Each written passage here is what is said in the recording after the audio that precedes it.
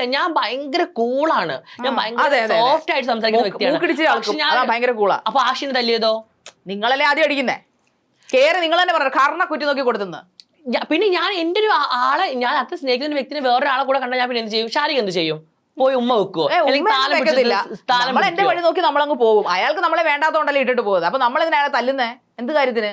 നമ്മളൊന്ന് കേസ് കൊടുക്കുകയോ അല്ലെങ്കിൽ നമ്മൾ അയാളെ ഇട്ടിട്ട് പോവുകയോ ചെയ്യുക. അതതിന്റെ മാന്യത. അത് ഷാരികയുടെ നിലപാടാണ്, മാന്യമായ സംസ്കാരം.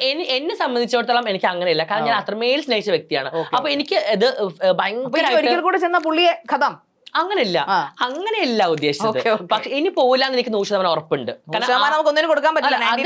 അത് ഇതിൽ ഞാൻ കൊടുക്കും. കാരണം ഇപ്പൊ ഞങ്ങളുടെ ലൈഫ് എങ്ങനെയാണ്, കുറച്ചു മുമ്പാ പറഞ്ഞത് മനുഷ്യരെ പോകാൻ സാധ്യതയുണ്ട്, ഇനി പോയാൽ ഞാൻ അടുപ്പിക്കൂല എന്ന് പറഞ്ഞത്. അത് ഓക്കെ, അത് സമ്മതിക്കുന്നു. പക്ഷെ ഞാൻ സ്റ്റിൽ പറയാണ്, ഒരിക്കലും പോകത്തില്ല എന്ന് എനിക്കറിയാം. കാരണം എനിക്കറിയാം ആശ എന്ന വ്യക്തിനെ ഇപ്പൊ നന്നായിട്ട് എനിക്കറിയാം. ആ സമയത്ത് ഞങ്ങൾ പ്രണയിച്ച് തുടങ്ങിയ സമയമാണ്.